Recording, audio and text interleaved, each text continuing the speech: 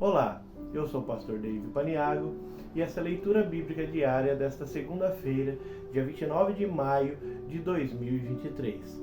Ela se encontra na primeira epístola de Paulo aos Coríntios, capítulo de número 15, versículos 55 e 56. E diz assim: Onde está, ó morte, o teu aguilhão? Onde está, ó inferno, a tua vitória? Ora, o aguilhão da morte é o pecado, e a força do pecado é a lei. Vou repetir. Onde está, ó morte, o teu aguilhão? Onde está, ó inferno, a tua vitória? Ora, o aguilhão da morte é o pecado, e a força do pecado é a lei. 1 Coríntios capítulo 15 é o grande capítulo de Paulo acerca da ressurreição de Jesus e seus efeitos. Paulo prega aos Coríntios dizendo que se a ressurreição não ocorreu, vã é a nossa fé e permanecemos nos nossos pecados. O principal evento acerca do cristianismo é a ressurreição de Cristo, tá? A ressurreição de Cristo representa para nós que assim como Cristo ressuscitou, nós também ressuscitaremos juntamente com Ele.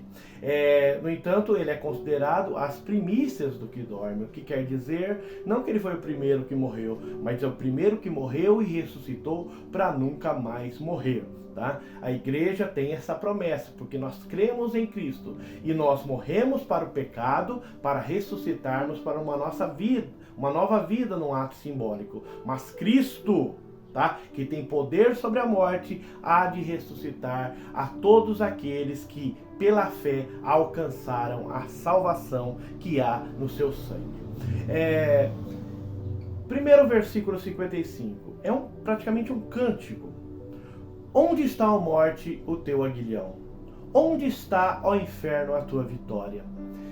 Paulo, ele canta o cumprimento de uma profecia, que está em Oséias 13:14, com palavras um pouco diferentes. Onde está, ó morte, as tuas pragas? Onde está, o inferno, a tua perdição? Ele canta praticamente um desabafo na qual ele expressa a vitória de todos aqueles que vencem a morte através da fé do Senhor Jesus. Afinal, Jesus triunfou sobre a morte através da ressurreição. Jesus, quando ainda em vida, em terra, ele disse aos seus discípulos em João capítulo 10, eu dou a minha vida para tornar a tomá-la. Ninguém a tira de mim, mas eu de mim mesmo a dou. Tenho poder para dar e tenho poder para tomá-la. Este mandamento eu recebi de meu Pai. Aqui anunciando a sua ressurreição.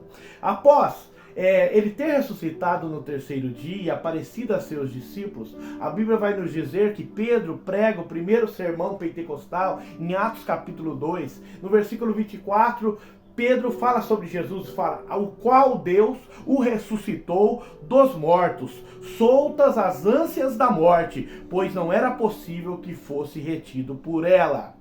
Veja que Jesus triunfa sobre a morte não tem poder para Jesus, ele entrega a sua vida e ele toma ela de volta.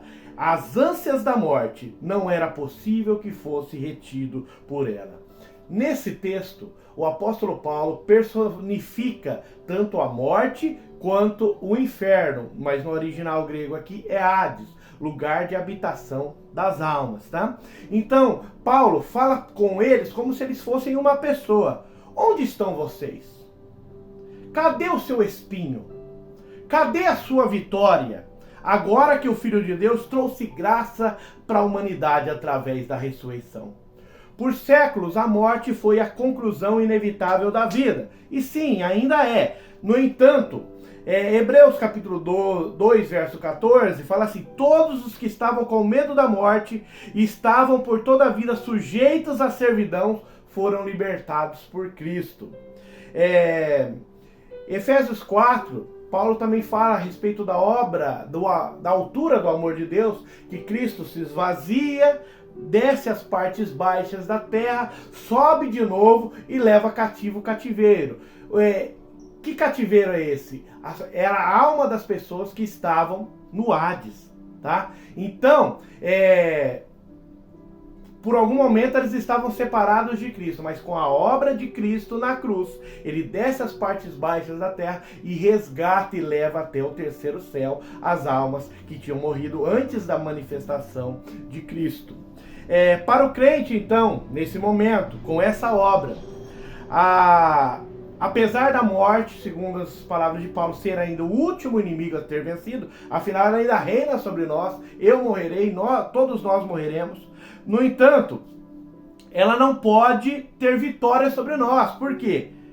Porque para o crente, para o cristão, o viver é Cristo e o morrer é ganho.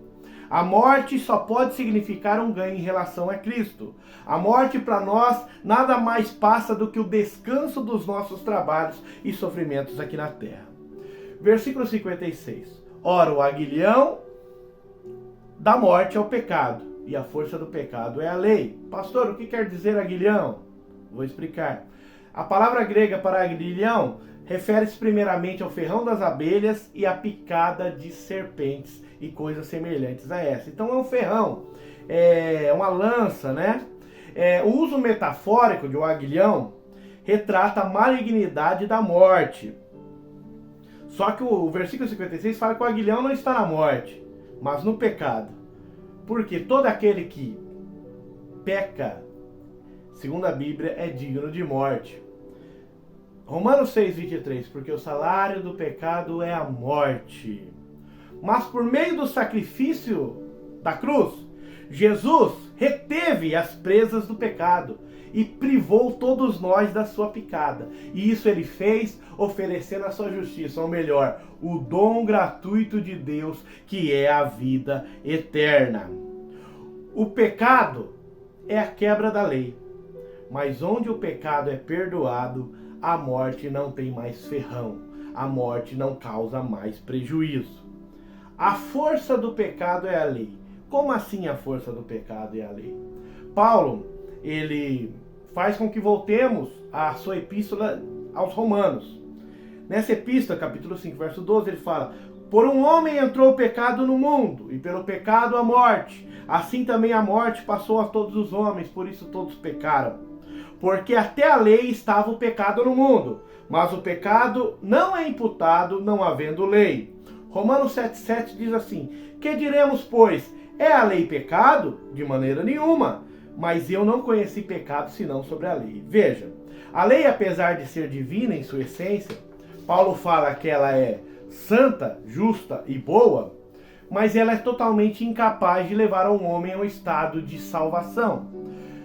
Na verdade, colocando diante dos homens o padrão que eles devem alcançar, ela se torna a cidadela do pecado. Que eu quero dizer que a lei, se a gente tentar se justificar pela lei, a gente vai ver que vai haver mandamento que a gente quebrou.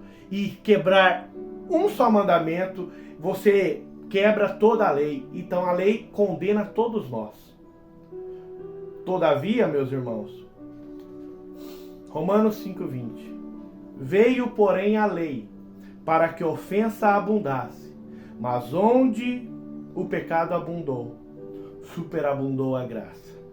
Para que, assim como o pecado reinou na morte, também a graça reinasse na justiça, para a vida eterna, por Jesus Cristo, nosso Senhor.